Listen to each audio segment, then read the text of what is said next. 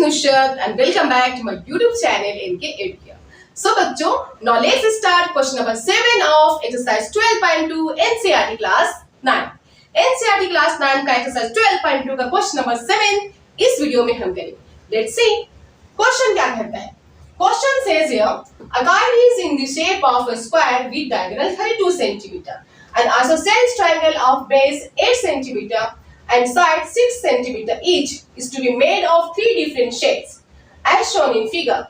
How much paper of each shade has been used? बच्चों, question को ध्यान से देखिए, फिगर भी आप देखें. ओके, क्वेश्चन कहता है कि एक काइट है और इस काइट को 3 अलग अलग शेड में बनाया गया है. Right, first shade, second shade and third shade. Question कहता है कि इन तीनों शेड का एरिया निकालो. Means he asking find this paper. What is the area of paper used in each shade? Okay, प्रत्येक शेड मीन्स प्रत्येक शेड में जो पेपर यूज हुआ है उसका एरिया हमें फाइंड करना है. Area of paper used in each shade, प्रत्येक शेड में कितना पेपर यूज हुआ है उसका एरिया हमें फाइंड करना है. तो बच्चों जस्ट ध्यान से देखें, ये काइट है, किस शेप में है? काइट स्क्वायर तो नहीं है, it is rhombus shape. Right, क्योंकि काइट की शेप जो होती है वो रोम्बस होती है. नीचे आइसोसेलेस ट्रायंगल है, नीचे का जो पोर्शन है वो आइसोसेलेस ट्रायंगल है. बेस 8 सेंटीमीटर है और दोनों जो इक्वल साइड है वो 6 सेंटीमीटर है. तो हम सबसे पहले इस पार्ट को देखेंगे जो रोम्बस शेप में है.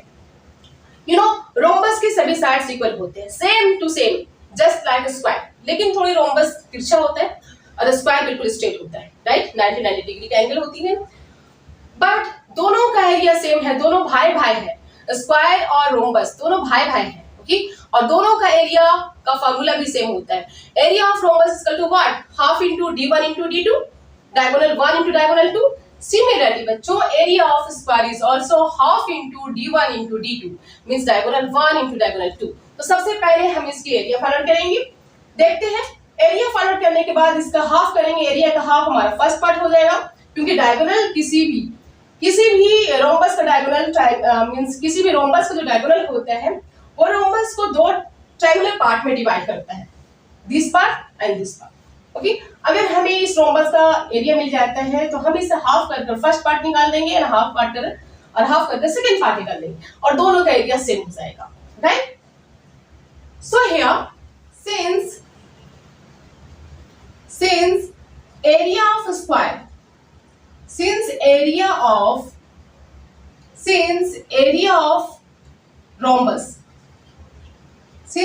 of rhombus is equal to area of square, चूंकि स्क्वायर और रोम्बस की एरिया क्या होता है? सेम होता है. Area of rhombus is equal to area of square. और यहाँ पे जो हमारा काइट है वो किस शेप में है? रोम्बस के शेप में नहीं है. दोनों एक जैसे लगते हैं, लेकिन यहाँ पे ये क्या है? स्क्वायर दे रहा है. थोड़ा मुझसे गलत बन चुका है, मैंने फिगर उतनी अच्छी बनाई नहीं है. एक्चुअली ये स्क्वायर शेप में है गिवन. या card is in the shape of a square shape. बच्चों ये स्क्वायर शेप में गिवन है, मैंने देखा, मुझे लगा कि रोम्बस है. एक्चुअली ये स्क्वायर शेप में है. क्वेश्चन में दिया है कि ये स्क्वायर शेप है. राइट, मींस सभी साइड्स इक्वल है और स्ट्रेट होंगी. इस तरह से देखेंगे. राइट, तो जस्ट आपको पता है कि एरिया ऑफ रोम्बस और एरिया ऑफ स्क्वायर दोनों सेम होते हैं. एरिया ऑफ रोम्बस में हमारा वही होता है, half into d1 into d2, और स्क्वायर का भी एरिया वही होता है. सो area of square equals to what? Therefore, area of square equals to half into d1 into d2, half into diagonal 1 into diagonal 2. और diagonals कितनी है? दोनों के दोनों 32 है. diagonals given है 32. half into 32 into 32 क्या हो जाएगा बच्चों? 2 16 जा 32, 6 2 जा 12 के 2 कैरी 1, 6 3 से 18, 2 1 2, 18 and 2 20, 20 and 1 21 का 1 कैरी 2, 3 1 3, 3 and 1 3 and 2 5, 512. क्या आता है बच्चों? 512 सेंटीमीटर स्क्वायर. ये टोटल स्क्वायर का एरिया है. लेकिन हमें ईच शेड, प्रत्येक शेड की एरिया निकालनी है. First shade, second shade and third shade. Area of first shade कैसे निकालेंगे? स्क्वायर का हाफ करेंगे, फर्स्ट शेड निकल जाएगा एंड हाफ हमारा सेकंड से निकल जाएगा. राइट ना?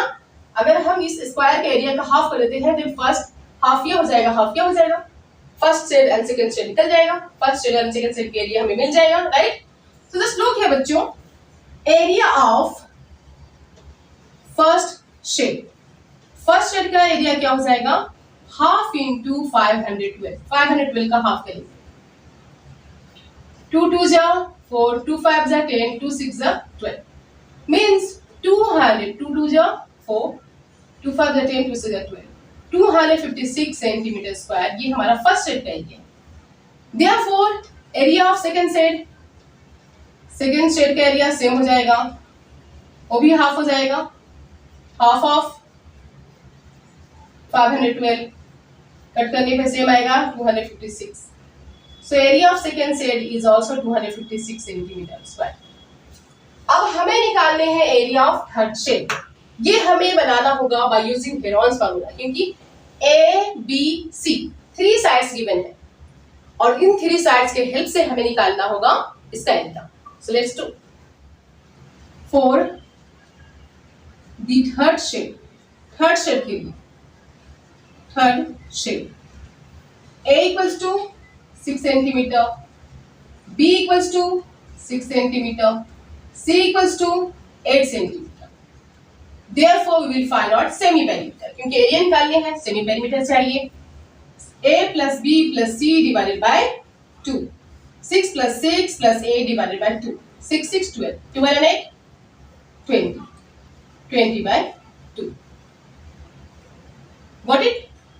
6 6 12, 12 and 8 20, 10 आएगा, 10 सेंटीमीटर इसका क्या हो गया, semi perimeter. Now therefore area of the third shade का एरिया क्या होगा, that is S into S minus A into S minus B into S minus C under root, under root. S की value कितनी बच्चों, 10, 10 में से कितनी minus करेंगे, 6, 10 माइनस बी, बी कितनी है 6, 10 माइनस सी, सी कितनी है 8 अंडर रूट। नाउ 10 इंटू 10 में से 6 माइनस करेंगे 4, 10 में से 6 माइनस करेंगे 4, 10 में से 8 माइनस करेंगे 2 अंडर रूट। अब हम इससे स्प्लिट अप करेंगे, 2 5 जा 10 और ये 4 इंटू 4 पहले से प्रेजेंट है इंटू 2। पेयरिंग देखते हैं, ये इसकी पेयर और ये 2 और 2 का पेयर। नाउ इस पेयर में से 4 के पेयर में से 1 4 ऑड करेंगे बाहर, 2 का पेयर में से एक 2 बाहर निकालेंगे, and what is left under root, 5 हमारा बच जाएगा रूट के अंदर। 4 2 जा 8, 8 रूट 5। एंड यू नो बच्चों, रूट 5 को हम you know what square root निकाल सकते हैं। देयरफॉर 8 इंटू 2.24 क्या आ जाएगा, 8 4 जा 32 का 2 कैरी 3, 8 2 जा 16, 16 एंड 3 19 का 9 कैरी 1, 8 2 जा 16, 16 1 20 and decimal after 2 digit, decimal after 2 digit, 17.92 centimeter square. This is the area of our third shade. ये थर्ड शेड का एरिया है, अंडरस्टूड।